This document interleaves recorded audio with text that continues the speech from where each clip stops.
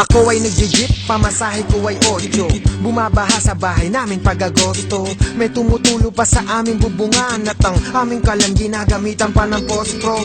Paborito ko meriendahin ng fishball, sagot gulaman, chicken ball at saka cheese roll. Minsan pawisan ang payat ng katawan at tila sa arawan kaya kakulay ko si Chris Paul.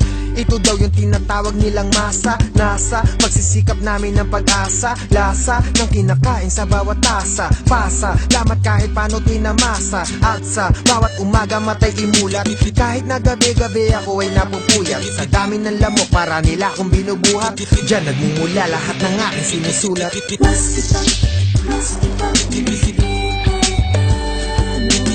Maski pa paano ay namulat ako, maski pa paano may nasulat ako, maski pa paano meron ako nito, maski pa paano ay nakakagawa ng nakakatuwa kahit nakakalito.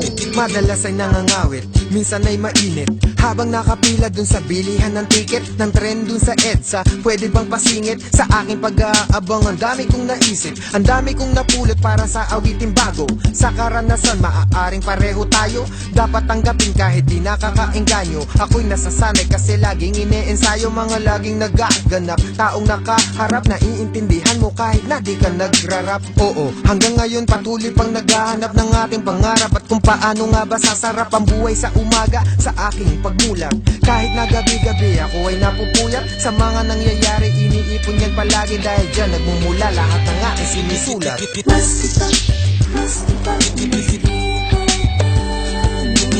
Maski pa paano ay namulat ako, maski pa paano may nasulat ako,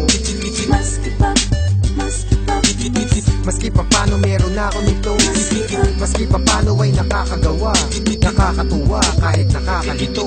Ganyan ang mundo ko, na parang mundo mo, kailangan paghirapan na anuman ang gusto mo para iyong makamit. Magsimula kang bumuo ng iyong pagkatao gamit ang pawis at dugo. Kahit minsan tagmalas pag nakaangkas sa bus, apektado pag ang presyo ng bilihin mataas. Pumapasok kahit na bumabagyo ng malakas, nag-aabang sa paboritong teledramang palabas. Ang minimiti ko lang naman aking pag-angat, pagkwentahan ng gastusin, mahina ko sa mat. Ang pitakang kadalasan manipis sa kapayat, nagtitipid ako kaya medyo pasensya kung barat. At kung isang umaga kapag matay na mulat, nagunga na lahat ng mga pagod ko at puyat, magbabalik tanaw sa pinagdaanan